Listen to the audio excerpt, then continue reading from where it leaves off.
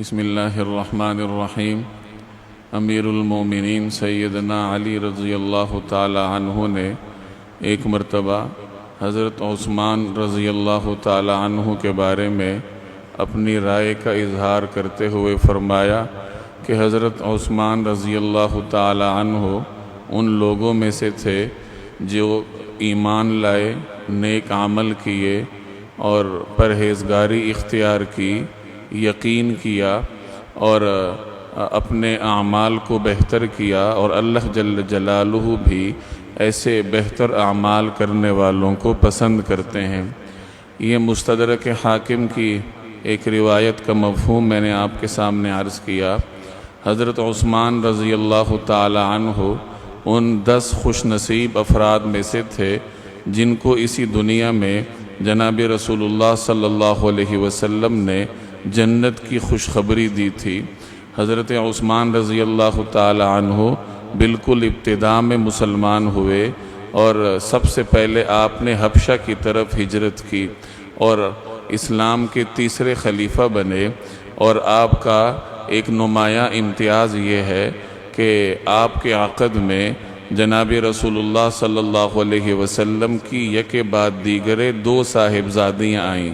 حضرت رقیہ رضی اللہ تعالی عنہ کے سانحہ ارتحال کے بعد جناب رسول اللہ صلی اللہ علیہ وسلم نے اپنی دوسری صاحبزادی حضرت ام کلثوم رضی اللہ تعالی عنہ کو حضرت عثمان رضی اللہ تعالی عنہ کے عقد میں دیا، اور یہ حضرت عثمان کا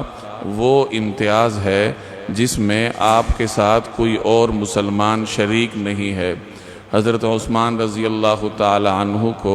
18 ذی الحج سن 35 ہجری میں گھر میں محصور کر کے بڑے ظالمانہ طریقے سے شہید کیا گیا۔ آج جو ہم نے روایت پڑھی اس میں حضرت علی رضی اللہ تعالی عنہ نے حضرت عثمان رضی اللہ تعالی عنہ کا ذکر ان الفاظ میں کیا۔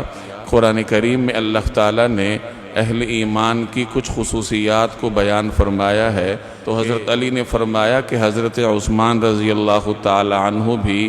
انہی نیک اور مومن لوگوں میں سے تھے۔ اس سے ضمنی طور پر یہ بات بھی معلوم ہوئی کہ صحابہ کرام رضوان اللہ تعالی علیہم اجمعین میں اللہ تعالیٰ نے یہ صفت رکھی تھی کہ وہ ایک دوسرے کا ذکر اچھے انداز میں اور ایک دوسرے کی تعریف کھلے دل سے فرمایا کرتے تھے۔ کل 18 ذی الحج ہے اور حضرت عثمان رضی اللہ تعالی عنہ کا یوم شہادت ہے۔ یہ حضرات ہمارے لیے روشن چراغوں کی مانند ہیں، ان کا ذکر کرنا کار خیر ہے، اور ان کا تذکرہ کرنا، ان کی تاریخ پڑھنا مسلمانوں کے اندر اچھے اخلاق پیدا کرتا ہے، نیک اعمال کا جذبہ پیدا کرتا ہے، کیونکہ رسول اللہ صلی اللہ علیہ وسلم نے صحابہ کرام کو ستاروں کے مانند قرار دیا، اور جو بھی صحابہ کرام کی اتباع کرے گا، پیروی کرے گا، یقیناً اللہ تعالیٰ اسے جنت میں پہنچا دیں گے۔